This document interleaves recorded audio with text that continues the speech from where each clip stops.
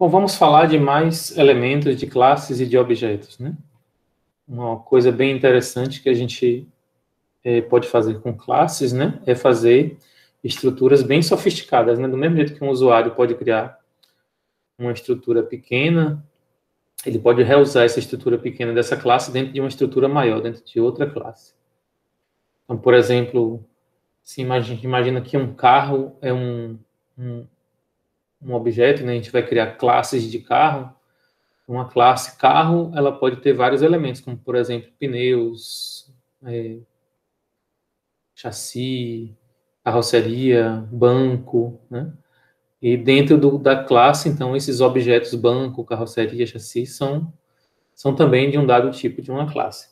Então, vamos dar um exemplo, talvez, que seja simples de trabalhar, que tem a ver com geometria, que a gente usa no dia a dia, que é a ideia de ponto e de reta, e como essas coisas podem ser usadas em conjunto, né? Quando a gente fala de um ponto no, no, no conjunto R2 ou no conjunto R3, a gente fala, né, de um elemento que corresponde né, a algo no espaço ou no plano, né, que tem dois elementos se for no plano ou três elementos se for no espaço, né? Então, uma classe ponto, ela sempre vai ter, vamos fazer aqui no nosso exemplo, no plano, né? Ela vai ter dois elementos, né, um x e um y, uma abscissa e uma ordenada. Então, ao criar uma classe do tipo ponto, no construtor, eu tenho que criar uma variável chamada x e uma variável chamada y, né? Uma para abscissa, outra para ordenada. Aqui elas estão definidas com valores padrão 0, né? Mas a gente pode alterar esses valores no programa. Já uma classe reta, que tem exatamente a ver com essa ideia de usar classes dentro de classe, como é que a gente poderia definir uma reta, né? Na geometria analítica, né, quando a gente pensa numa reta, uma forma de a gente definir uma reta é definir dois pontos no plano ou no espaço.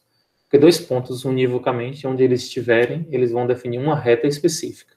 É a reta que passa pelos dois pontos.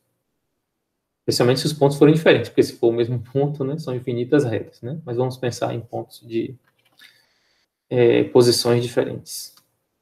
Então, uma classe reta, ela tem dois pontos. Então, assim como um ponto ele tem um x e um y, uma reta tem dois pontos.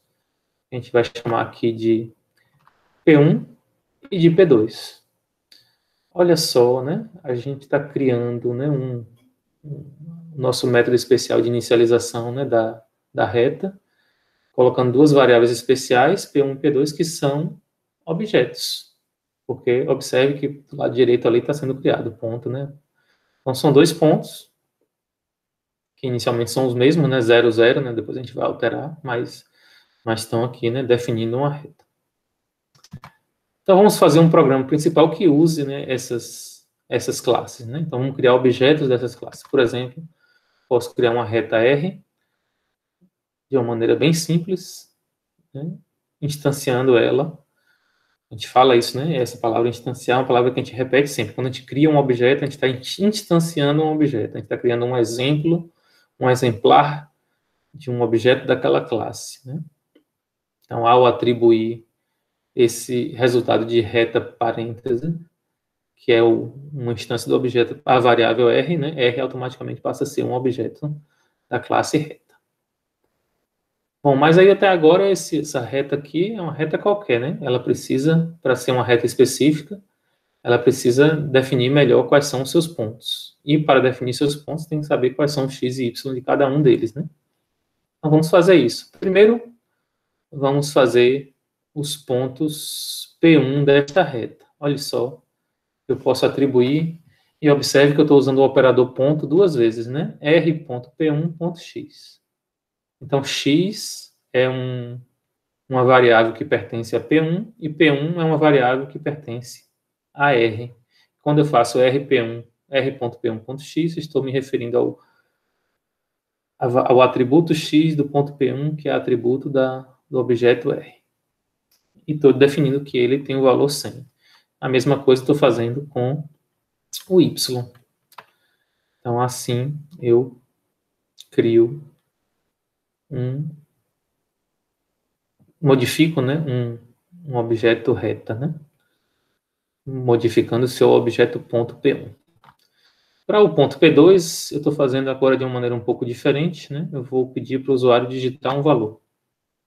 Então, o usuário vai digitar aqui dois valores, um para x, outro para y, e esses valores vão ficar guardados no objeto P2.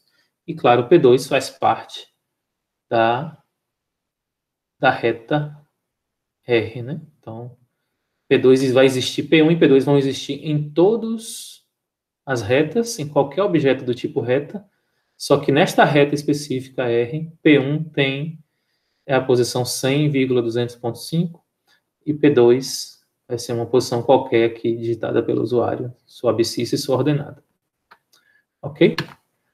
Feito isso, eu posso fazer, por exemplo, mostrar o valor de P1 através de um print. Como é que eu faço um print de um objeto dentro de um objeto, o atributo de um objeto que está dentro de outro objeto? Simplesmente como eu fiz ali para atribuição, né?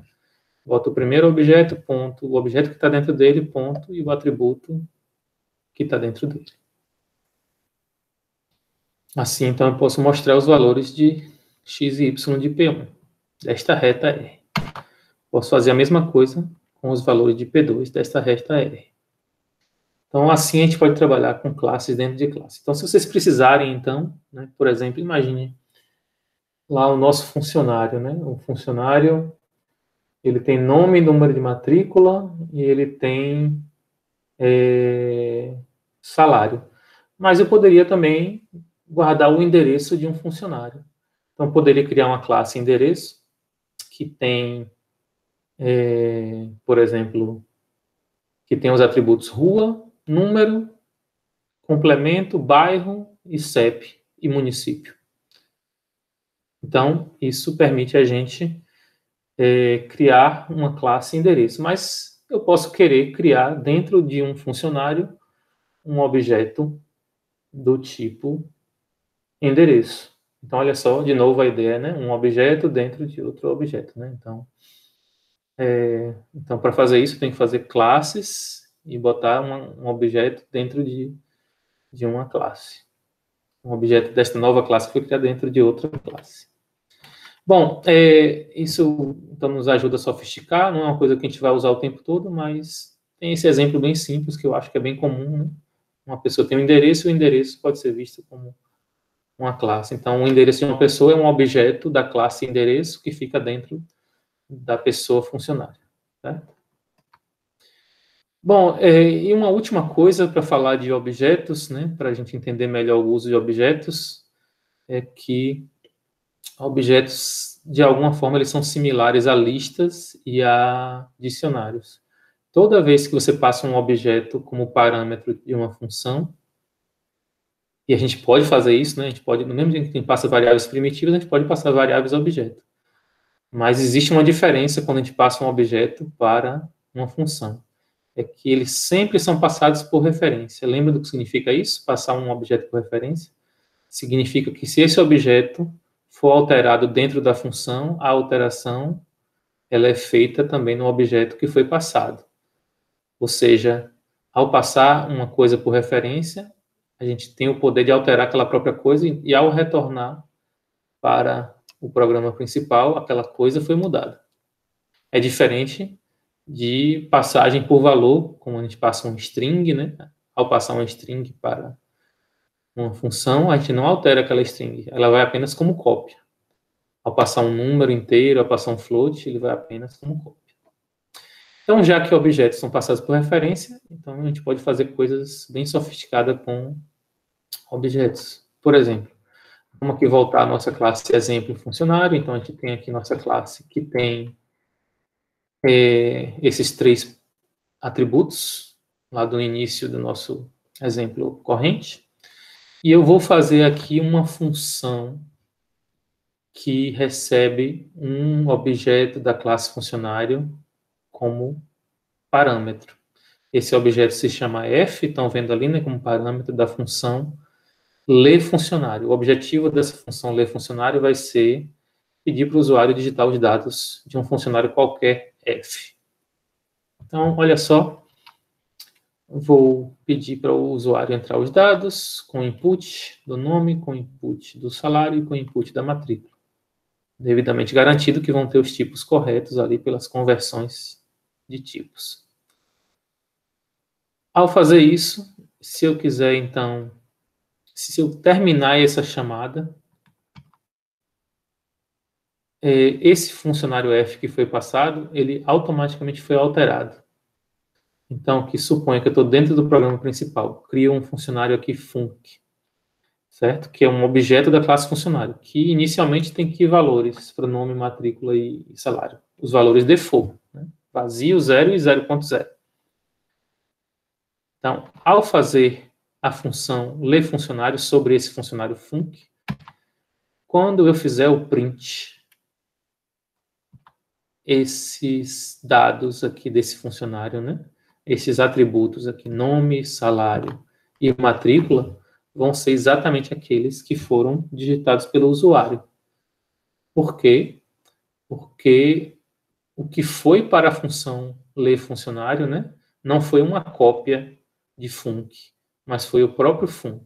Então, func corresponde a f.